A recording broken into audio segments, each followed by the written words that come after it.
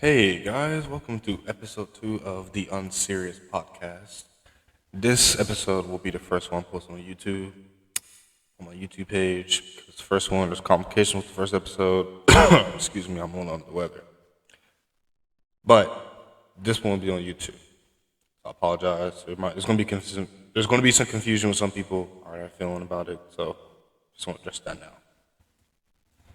But today, we saw the Rams game last night. Bills blew them out. First, I want to talk about Lamar Jackson. Today, we found out that Lamar Jackson has ended the contract talks. Today was the deadline, and they have not agreed to a deal. And this is saddening to me. Seeing other quarterbacks throughout the league and the money that they have made, guys like Jared Goff, Kirk Cousins, there's a guy who has over 20 sexual assault allegations who made nearly $300 million this past spring, not even a year after those allegations came out. And Lamar Jackson has yet to get paid. And I don't know, I saw something that he turned down a contract offer from him. I don't know if it was, not enough, but it's just the guy won an MVP, and his best receiver was Michael Crabtree, and he has yet to receive a dollar. There are several quarterbacks who are making more money than Lamar Jackson right now. Dak Prescott, Kirk Cousins, Derek Carr, Matthew Stafford. I even said Jared Goff, guys who aren't even close to Lamar Jackson. And, we saw Deshaun's money, this money he got. Russell Wilson just got paid. Mahomes got his extension a couple years ago. Rodgers got his extension after whining the whole offseason again. Why hasn't Lamar Jackson got paid? He is a MVP. He is an MVP winner. He has not gotten paid. Baltimore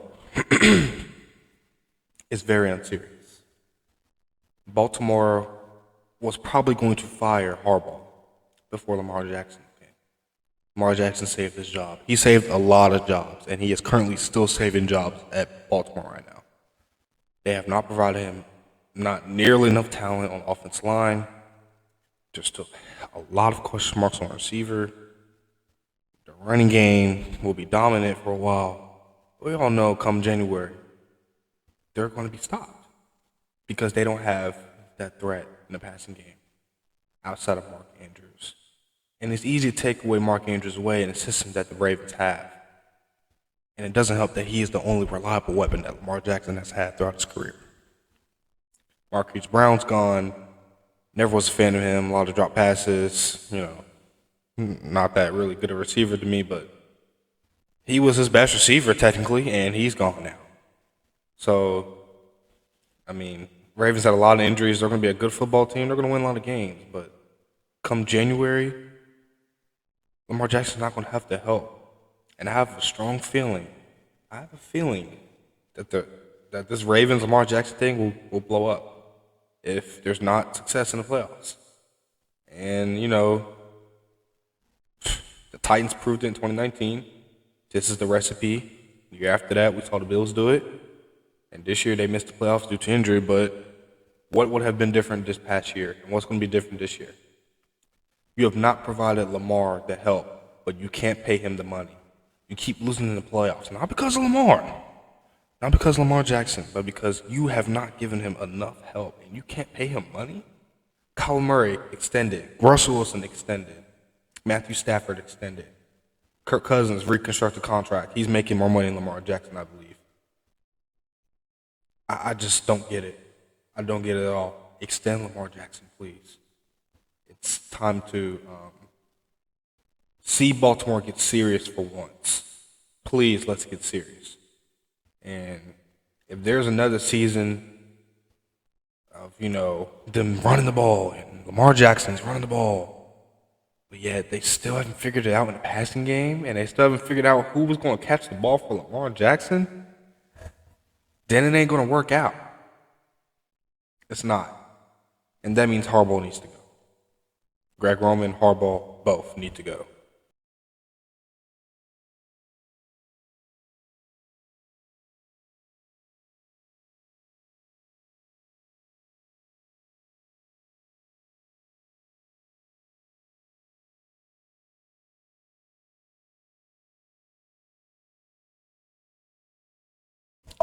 Last night, I watched the Bills Rams game very closely. Rams, defending Super Bowl champs. They brought everyone back, besides, of course, my guy Odell. But they brought everyone back. Aaron Donald, Cup, Stafford, Ramsey running the back. We're extending them. We're going to run it back. As they should. That's what smart franchise and serious franchise would do. So I'm thinking they're going to win opening night, at LA. Buffalo's coming to town. A lot of people are saying Buffalo could have beaten Rams. Buffalo had their shot. Buffalo this. I thought the Rams would have a chip on their shoulder coming and win this game, defend their home turf against everyone, everyone's favorite teams this year, which will be my favorite team. They're going to be my Super champs. And last night they proved why I think they will be champs. Josh Allen is a freak. Despite the 2 turnovers, Josh Allen was the best player on the field by far. And I keep rewatching the play in the red zone where he escaped the pocket and he leaped over from the 2-3 yard line and extended his arm into the end zone. Bobby Wagner, midair tackle. Just like, this guy's crazy. And then, moments later, I see him escape the pocket and make a beautiful, on-target throw to Stephon Diggs right over Jalen Ramsey's head. It's just like, at one moment, I see glimpses of Cam Newton. The next moment, I see glimpses of Brett Favre or Aaron Rodgers. And he's just too much. Josh Allen is a cheat code. And with guys like Stephon Diggs, Gabriel Davis, and Isaiah McKenzie, Jameson Crowder, that's 4 really good weapons for him. And the running back committee they have with Zach Moss, Devin Singletary, James Cook, that's just a lot of weapons. Dawson Knox, they re-signed him earlier this month. They extended his contract. But the Bills, man, it starts with 17. That team is poised for a championship. I said on my last episode, some of you guys will hear it, I really think they're going to win Super Bowl this year, and I think it's a far-gone conclusion. They're the best team as of right now, and good luck going up against them. Not only because of Josh Allen, but because of Von Miller in the Bills' defense. Without Tre'Davious White, the Bills shut down the Rams' offense. Stafford had 3 picks. He was sacked 7 times, and they only blitzed once. You saw the immediate impacts of Von Miller in that game. Coming around the edge, had 2 sacks. Stafford was pressured over 30% dropbacks last night. Now, we saw last year the Rams had a fantastic offense, but their running game was very consistent, and their pass protection was very consistent in turnovers. We saw that carry over to this year, despite them winning the Super Bowl. Good gracious Cooper Cup, but this Rams offense really struggled last night because this Bill defense just had it all bracketed. They had them in the box.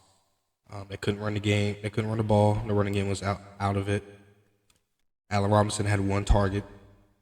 Cooper Kupp had 13 catches, but only 128 yards, so he was not getting any yards after the catch like we used to see yet last year. Higbee was neutralized. Again, Odell was gone. Then Jefferson was out. Deep threat was gone. It was just a rough night for the Rams. But I don't want anyone to overreact. I don't think we should overreact to that. I don't think we should overreact to Jalen Ramsey giving up big plays. We shouldn't overreact to the defense not stopping the run. We shouldn't overreact to the defense not stopping big plays. We shouldn't overreact to Stafford getting sacked so many times. We shouldn't overreact to this at all. Sean McVay is the best coach in the NFL right now. They just won Super Bowl, so let's not overreact. Don't count the Rams out. The Rams are still a top 3 team in the league, undoubtedly, in my opinion. And I think they very well can repeat. I don't think they're going to do it, but there's a chance. The Rams are still really good. Last night, the Bills are the best team. I will say that, but last night, it's week one. That was week one, not week 16. So, and it certainly wasn't January. That is all I have for today. I will say an upset. I have Minnesota over Green Bay. I think Detroit's going to keep it close with Philly. I think New England could beat Miami. I think Chicago's going to keep it close with San Francisco. Um, don't know about Buccaneers or Cowboys, but I don't like either line. I think the Giants going to keep it close with the Titans. I think the Jaguars will keep it close with the Commanders. And I think the Texans will keep it close with the Colts. And a lot of people taking Chargers over Raiders. I have Raiders over Chargers.